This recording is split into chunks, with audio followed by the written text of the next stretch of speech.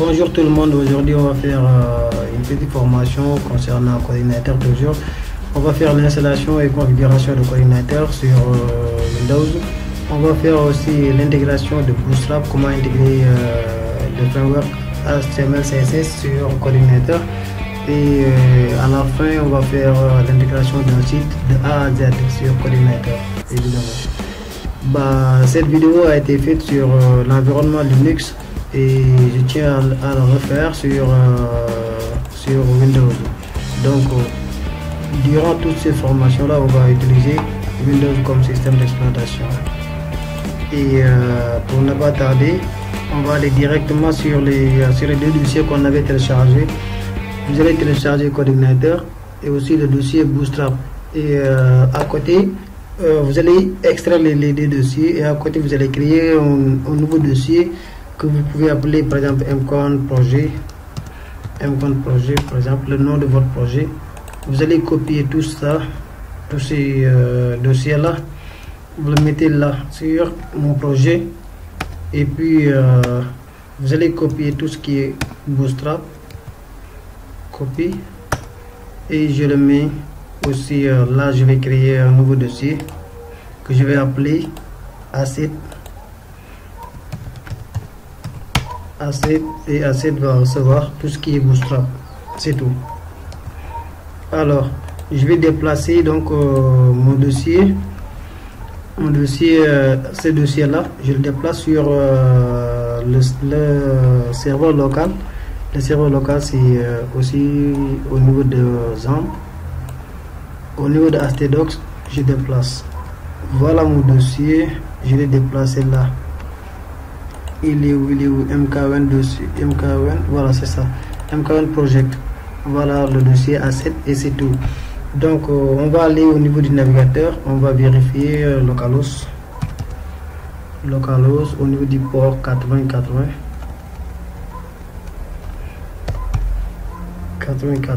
et puis je mets mk1 projet. Voilà notre projet a été bien installé. Voilà le message de coordinateur, donc le projet a été bien installé. On va pas se tarder, on va aller voir Bootstrap pour faire l'intégration. Bootstrap, get Bootstrap, autant pour moi, on doit faire get Bootstrap pour aller au site officiel sur le site officiel de Bootstrap. Je vais prendre par exemple le begin, le start Bootstrap. Start Bootstrap, il y a basic template. Voilà le template basique de Bootstrap. Je copie ça et je devais d'abord déplacer mon dossier au niveau de l'éditeur. Voilà, donc je vais ouvrir l'éditeur, je ferme tous ces là et je glisse directement mon projet sur l'éditeur. Voilà notre projet, il est là. Au niveau de asset, il y a au niveau du vue, je vais créer une vue et ce vue là je vais appeler ça, pourquoi pas index.php. Index.php, je mets le code Bootstrap que je vais copier. Alors là on a collé le code Bootstrap, mais tout en sachant qu'on doit modifier ici le lien parce qu'il se trouve plus sur le dossier, le fichier, le Bootstrap min.cc se trouve plus sur le dossier simplement, mais on doit aller d'abord php echo base URL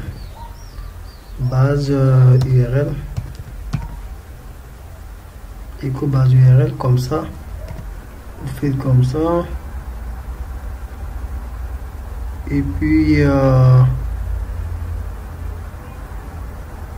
n'a pas pris PHP. Voilà, il n'a pas pris PHP parce que notre page est en HTML. On va modifier ça en PHP. Maintenant c'est bon, je mets en PHP. Voilà, c'est bon. Echo base URL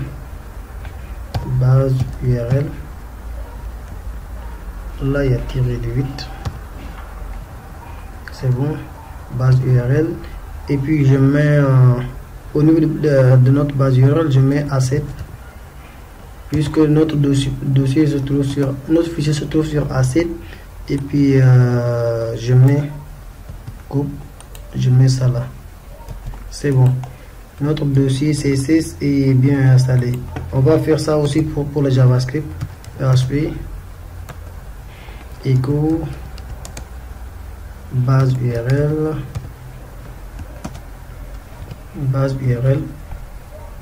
même chose aussi sur A7 2 points autant pour moi slash et puis je complète par le nom du fichier, copier, je le mets là, c'est tout. Donc notre page est là. Pour me rassurer, je vais mettre par exemple ici un bouton quelconque, button, et puis je mets classe BTN dangerous ou success, ça dépend de ce que vous voulez. Tocar bar, c'est bon. Et le champ qui sera visible, le value, je vais mettre par exemple clique-moi.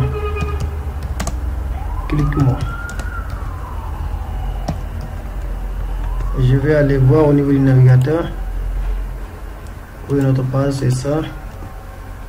Je dois appeler par exemple le contrôleur parce que c'est le modèle MVC.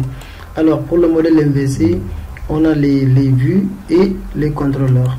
Donc ici au niveau du contrôleur, je dois créer un contrôleur que je vais appeler, pourquoi pas home, majuscule toujours, home.php, et je vais copier tout ce qui est sur le contrôleur par défaut, je le mets là et j'ai pas besoin de toucher mes fichiers là, j'enlève, je n'aurai pas besoin. Et notre page s'appelle index.php. Il va charger notre page index.php. Donc si je me rends au niveau du navigateur et je complète par home le nom du contrôleur, oh, il m'a pas retourné ça. Oui, c'est normal parce que là je dois rajouter ici index.php. C'est le module writing de CodingNighter. Là il y a slash. Voilà, c'est bon. Il me dit que cannot be, il n'a pas trouvé là. Query was not found. Bon. Index.php, mais ça c'est bon déjà. Index.php. Index.php. Pourquoi il n'a pas trouvé de... Ah voilà, c'est ça. Là c'est le nom du contrôleur. Il n'a pas trouvé le contrôleur parce que j'ai pas changé le nom du contrôleur. Maintenant si je me rends, je réfléchis sur la page, il me dit que base URL, voilà, c'est normal parce que j'ai pas chargé, j'ai pas fait la configuration. Pour faire la configuration, c'est au niveau du config et puis autoload. On va autoloader notre base URL tout d'abord, tester ça.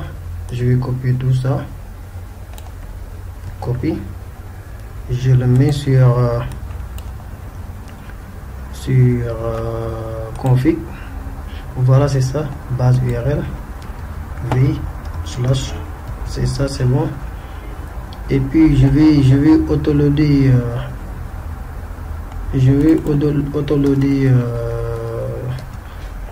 notre URL. Je autoload d'abord la base de données et tout ça.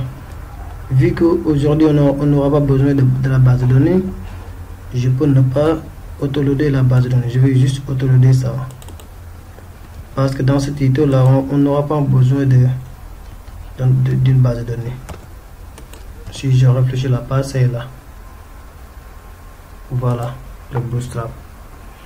Maintenant le Bootstrap est intégré, vous voyez.